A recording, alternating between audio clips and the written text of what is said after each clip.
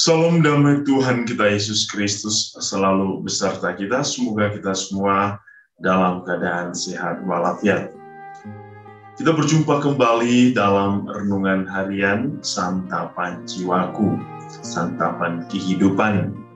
Kita masih berada dalam masa Oktav Paskah, dan hari ini kita semua bersama-sama diundang untuk merenungkan firman Tuhan yang akan kita dengar dari Injil Markus bab 16 ayat 9 sampai 15. Mari kita semua mendengarkan firman Tuhan.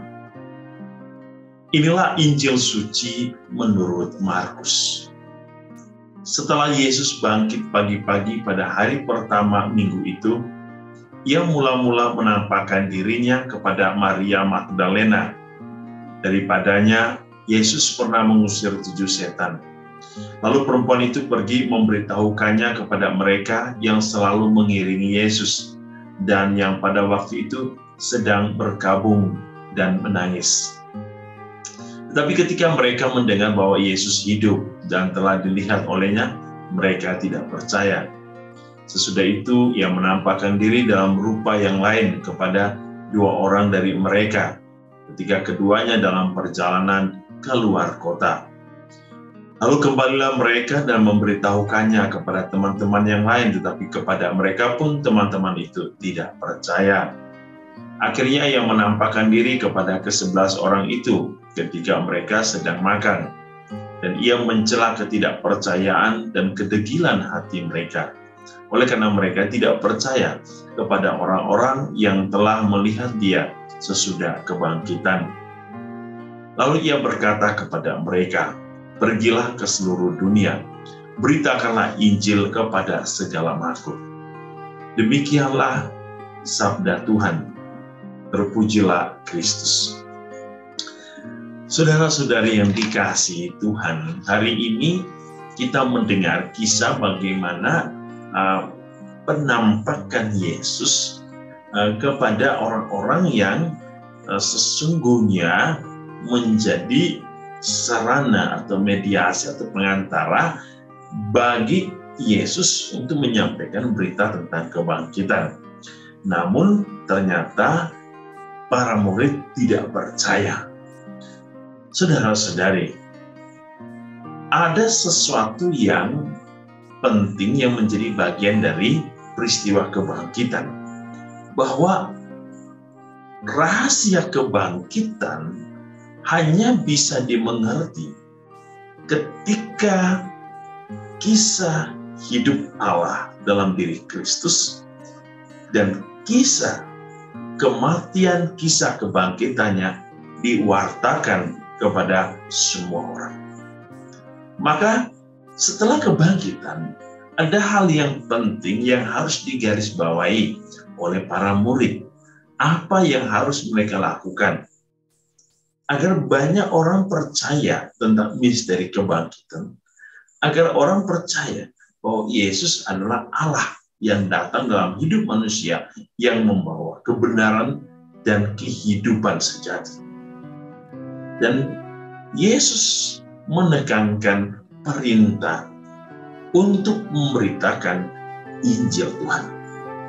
Tentu pemberitaan Injil Tuhan yang dilakukan oleh murid-muridnya adalah satu pewartaan tentang apa yang mereka lihat dan melakukan apa yang menjadi atau kuasa yang diberikan Allah kepada mereka.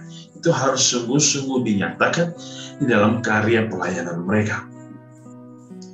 Kita tahu bahwa setelah kematian dan setelah kebangkitan lalu Yesus naik ke surga, para murid begitu giatnya mewartakan kabar sukacita kebangkitan. Dalam bacaan hari ini dari Kisah Para Rasul, bagaimana Petrus dan Yohanes menyembuhkan seseorang yang sakit lumpuh. Namun oleh para imam-imam, para ahli Alkitab selalu mencari celah untuk menghukum, untuk mengusir, untuk menghilangkan, untuk melarang para murid jangan berbuat. Tetapi apa yang dilakukan oleh Petrus dan Yohanes? Tidak ada sesuatu pun yang bisa memberhentikan mereka. Bagi mereka, taat kepada Allah menjadi hal yang nomor satu. Dan kita bisa melihat apa yang terjadi setelah peristiwa kebangkitan. Iman para murid benar-benar diteguhkan.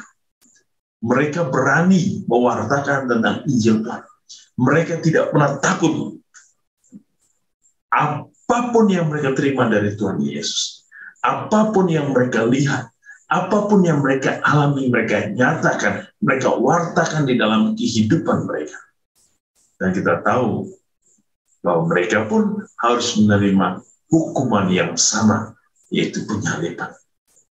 Saudara-saudari, peristiwa kebangkitan atau Paskah harus membuat kita semakin berani untuk mewartakan kabar sukacita. Paskah harus membuat kita bangkit dari kehidupan lama kita.